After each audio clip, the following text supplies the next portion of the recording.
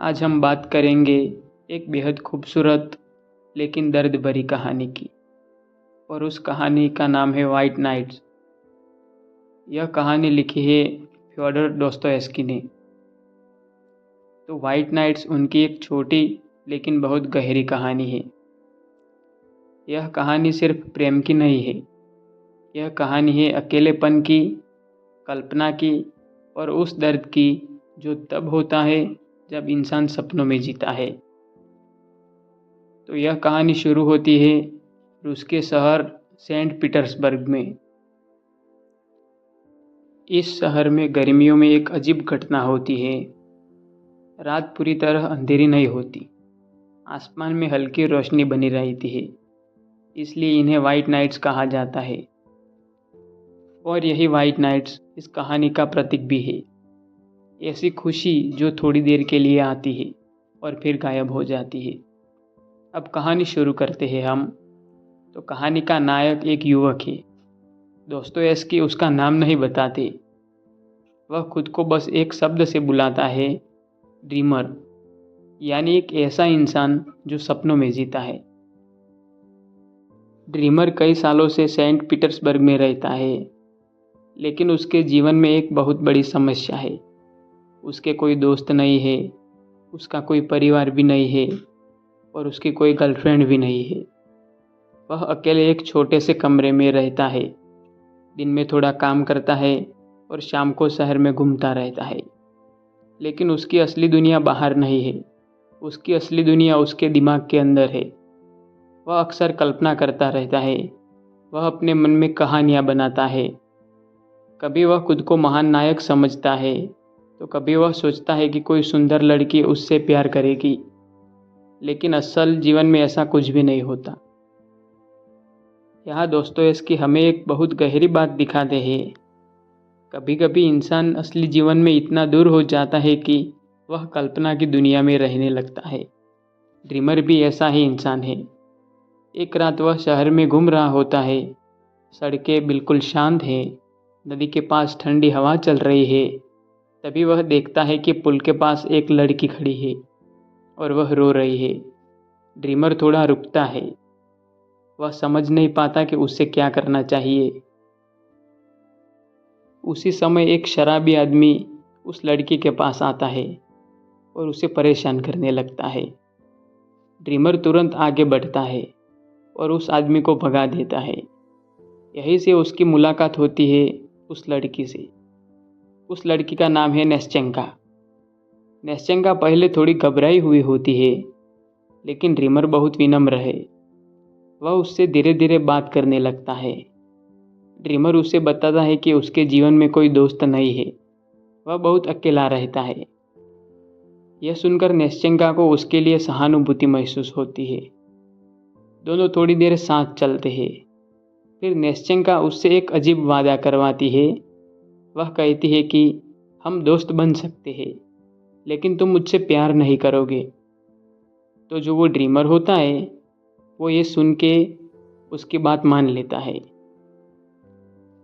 क्योंकि उसके लिए यह भी बहुत बड़ी बात है कि कोई उससे बात कर रहा है। वे तय करते हैं कि वे अगले दिन फिर से मिलेंगे। उस रात ड्रीमर घर जाता है और पहली बार उसके जीवन में एक ऐसी अजीब खुशी होती है। उसे लगता है कि शायद अब उसका अकेलापन खत्म हो सकता है। अगली रात वे फिर मिलते हैं। अब नेस्चेंका अपनी कहानी बताती है। वह अपनी दादी के साथ रहती है। उसकी दादी बहुत सख्त है, इतनी सख्त है कि वह नेस्चेंका को कहीं जाने नहीं देती। दादी को डर है कि वह किसी लड़के के साथ भाग न जाए, इसलिए वह एक अजीब तरीका अपनाती है। वह नेस्चेंका के कपड़े को सुई से अपने कपड़े से जोड़ देती है, ताकि नेस्चेंका घर के बाहर ना जा सके। यह सुनकर ड्रीमर को बहुत आश्चर्य होता है, लेकिन कहानी यही खत्म नहीं होती। एक दिन उनके घर में एक किराएदार रहने आता है। वह पढ़ा लिखा युवक है, सभ्य है, संवेदनशील है। वह नेस्चेंका को किताबें देता है, उसे थिएटर दिखाने ले जाता है। धीरे धीरे नेस्चेंका उससे प्यार करने लगती है। लेकिन उस युवक को नौकरी के लिए शहर छोड़ना पड़ता है। जाने से पहले वह नेस्चेंका से एक वादा करता है और वह कहता है कि मैं 1 साल बाद लौटूंगा। अगर तुम तब भी मुझसे प्यार करोगी तो हम शादी करेंगे। नेस्चेंका उस वादे पर भरोसा कर लेती है और फिर शुरू होता है इंतज़ार। 1 साल का लंबा इंतज़ार, हर दिन, हर रात और हर पल। 1 साल बाद उसे पता चलता है कि वह युवक वापस शहर आ चुका है, लेकिन वह उससे मिलने नहीं आता। नेस्चेंका का दिल टूटने लगता है। वह समझ नहीं पाती कि ऐसा क्यों हुआ। अब ड्रीमर उसकी मदद करता है। वह कहता है कि वह उस युवक को एक पत्र लिखे। ड्रीमर खुद वह पत्र पहुंचाने में उसकी मदद करता है। यहाँ कहानी में एक बहुत सुंदर चीज़ दिखती है। ड्रीमर नेस्चेंका से प्यार करने लगा है, लेकिन वह फिर भी उसकी मदद कर रहा है। यही सच्चा प्रेम है। ऐसा प्रेम जो स्वार्थी नहीं होता। कुछ दिन बीत जाते हैं, लेकिन उस युवक की तरफ से कोई जवाब नहीं आता। नेस्चेंका दुखी हो जाती है। वह रोने लगती है। तभी ड्रीमर अपने दिल की बात कह देता है। वह कहता है कि मैं तुमसे बहुत प्यार करता हूँ। मैं तुम्हें दुखी नहीं देख सकता। अगर तुम चाहो तो तुम्हारे साथ जीवन बिताना चाहता हो। यह कहानी का सबसे भावुक पल है। नेस्चेंका भी भावुक हो जाती है और वह कहती है कि अगर वह आदमी मुझे भूल गया है तो शायद मैं तुम्हारे साथ खुश रह सकती हूँ।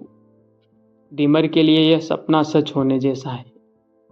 उसे लगता है कि अब उसका जीवन बदल जाएगा, लेकिन अचानक कुछ ऐसा होता है जो सब कुछ बदल देता है।